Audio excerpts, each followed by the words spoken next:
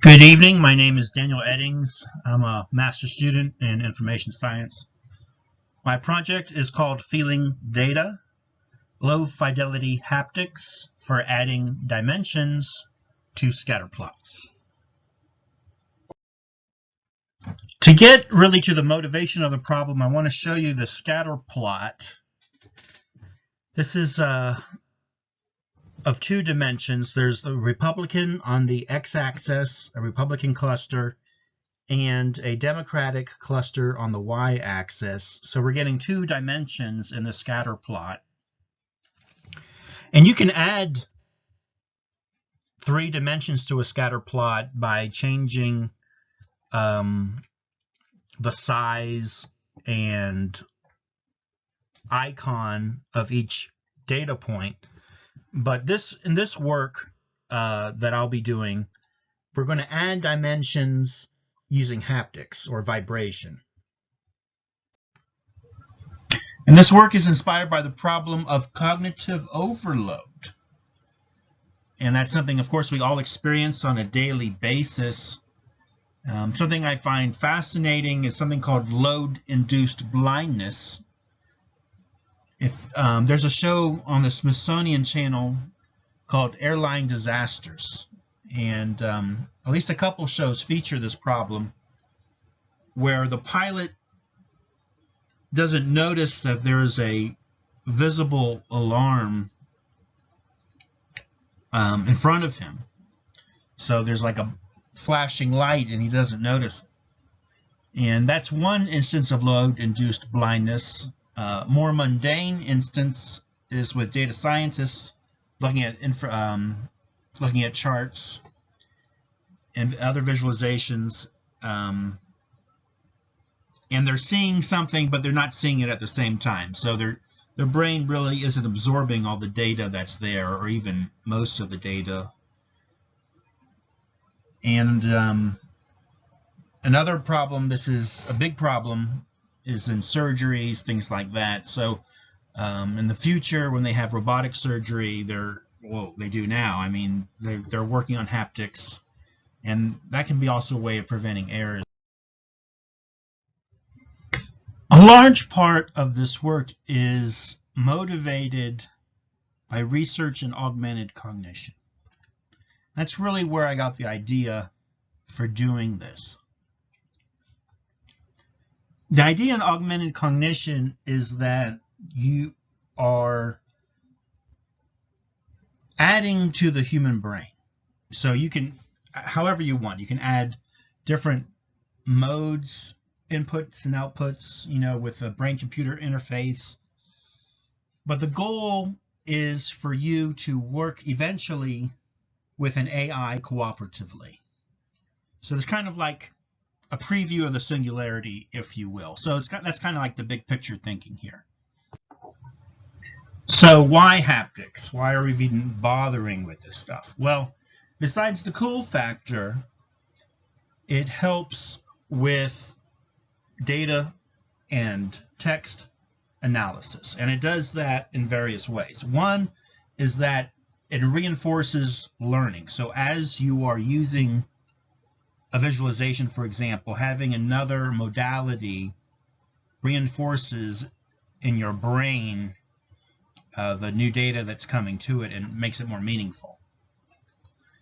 And this also is involved with preventing cognitive overload.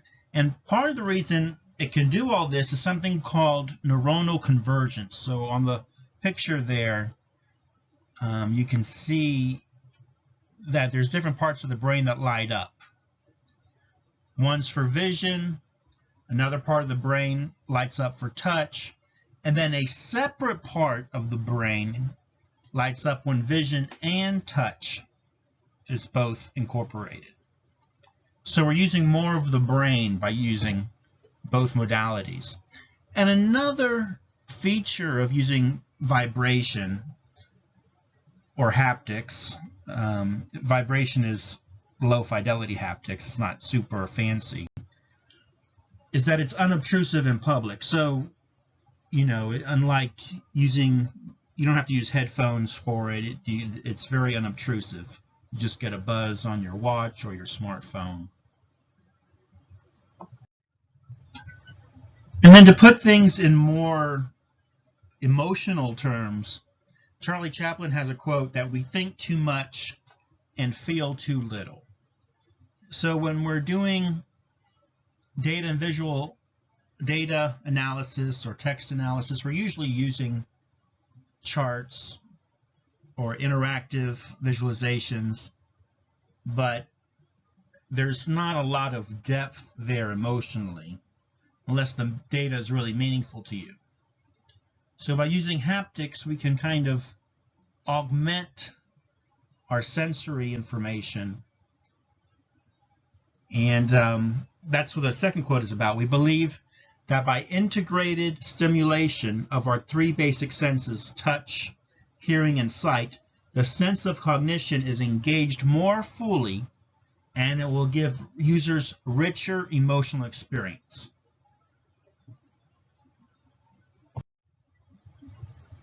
And here are some of the conferences with haptics: the IEEE Haptic Symposium, Haptics, the International Conference on Human-Computer Interaction Theory and Applications, and a conference for industry called Smart Haptics. And there's also other conferences that deal with haptics, you know, with ambient intelligence and other multidisciplinary fields in HCI, human-computer interaction or interfacing.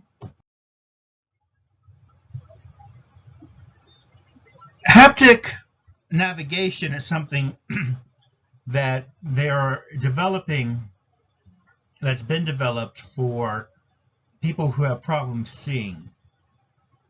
And that's helped in here. There's also something called a haptic car. And there's so many different parts of the car that can vibrate to help the driver out. So there's the pedal, the steering wheel, the seat belt, the pedal, I wrote that twice on here, seat, the dashboard, and actually the clothes you are wearing. But to go back to the seat, there's something called lane assist or something like that, where the left or right part of your seat will vibrate if you start to leave the left or right lane. Of all of the related work in this area, this project was the most informative for me, along with another project called the Haptic Compass. This was work done by a graduate student, and she won a prize at Stanford for it. It's called Haptic GPS Gloves, and she actually called the project JA. I don't know why, but basically in each glove there's an array of different places where the vibration can occur along the hand or finger. So as it starts in like the hand or wrist area, and then as you get closer to where you need to turn, it gets closer to the fingertip. So that's very informative. This is also related work, virtual reality without vision. This was done at Microsoft. So they've souped up a cane for virtual reality. So you can navigate these virtual worlds that have different surfaces. And basically they use recordings, and the recordings are then played back to create a kind of haptic sensation as well.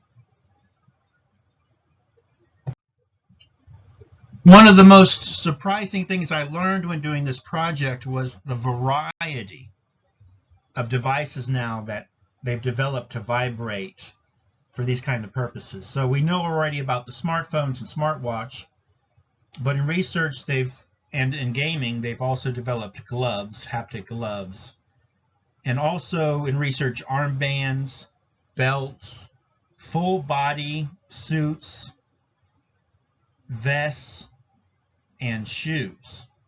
You can see they've even developed one for a dog, and I think that's for training purposes. This project is developed using the Android system both for the smartphones and for the smartwatch. I have a Google Wear OS smartwatch. And they have 4 predetermined types of vibration effects.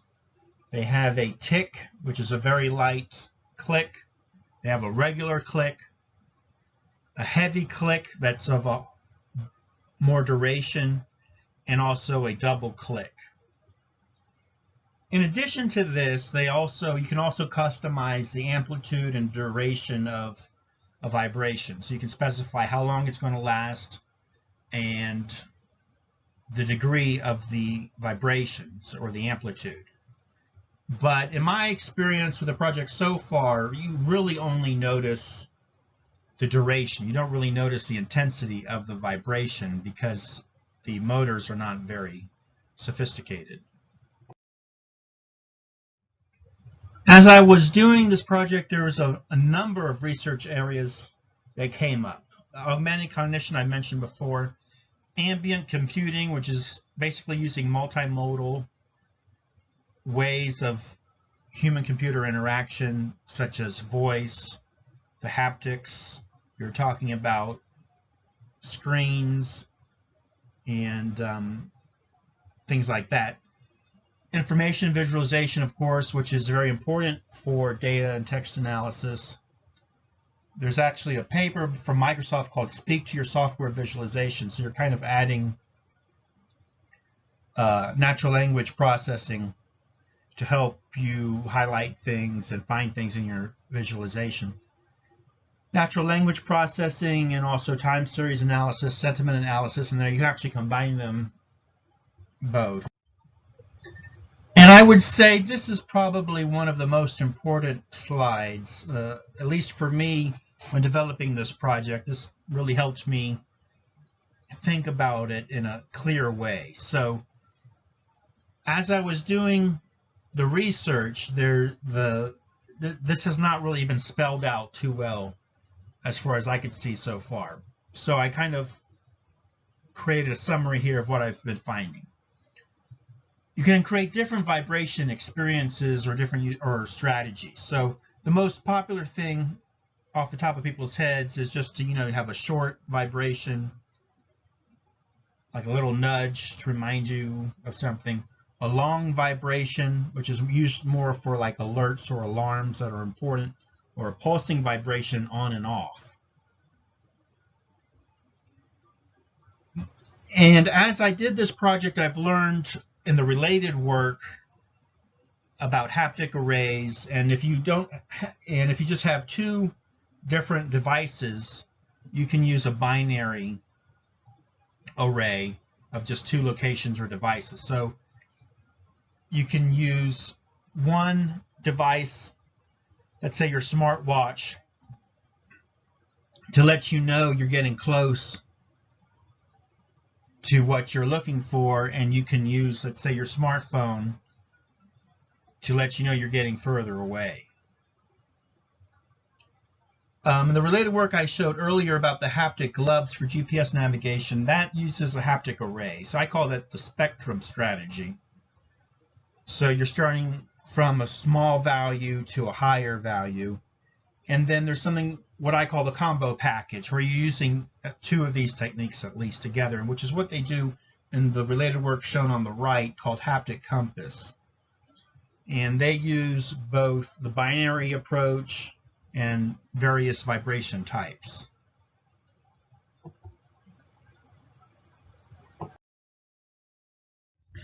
Okay, so in this project I have an array of 3 haptic devices, 2 smartphones, and 1 smartwatch.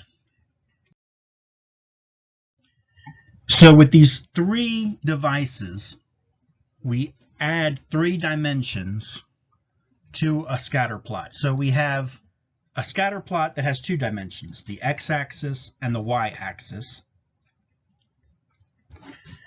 And then we add a dimension with a smartwatch, a dimension with a smartphone, and a dimension with another smartphone. And these are some of a few domains that we can use for a project like this. So obviously with using haptics, we can help with accessibility with users who have problems seeing, or even if you just have dry eyes, you know, you're having a bad eye day or something. My personal interest in software debugging or program comprehension or software understanding, you could use this for visualizations, what they call software, the field of software visualization. There's also document understanding, NLP, all that good stuff, Twitter trends. You can even assist blind dogs, I was thinking, because with haptics, you can let a dog know if he's in a new area that he's coming up to a wall. And so it could help with dog training in general. These are just ideas for future applications. And in the future, I think you could take a system like this, and an obvious thing to add is voice, you know, like with Alexa or Google Assistant. And there's also higher fidelity devices like mid-air ultrasound that they're developing for cars, things like that. There's also smart displays. And in the future, really, I mean, you're going to wake up and you're going to be surrounded by screens, is what I read in one of my favorite books, The Inevitable, which I read for this class. So you're going to wake up and your bathroom mirror will be a screen. People are already doing stuff like that now with hacking, but also entire walls, and as Microsoft has done before and research, the tables will be screens as well. And so with all this ambient multimodal interfaces, you basically can do any kind of computing stuff with your eyes closed. So while you're walking, resting, even driving, having a bad eye day, whatever, you won't need to see to use a computer effectively, because right now there's just the visual that most people are using. They're using their screens. They're not using haptics. They're using a little bit of voice, like with Google Assistant or Alexa. But the time is coming when you don't need a disability to benefit from these things.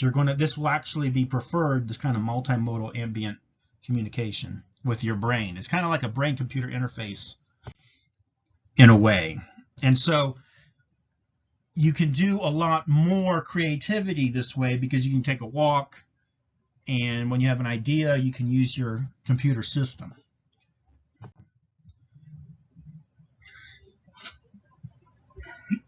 And I'll leave with this quote. Is my favorite quote from the book I had to read. The dream of a universal library is an old one. To have in one place all knowledge, past and present, all books, all documents, all conceptual works, in all languages, all connected. And I think haptics is a small way of letting your brain know that something is connected to something else. Thank you.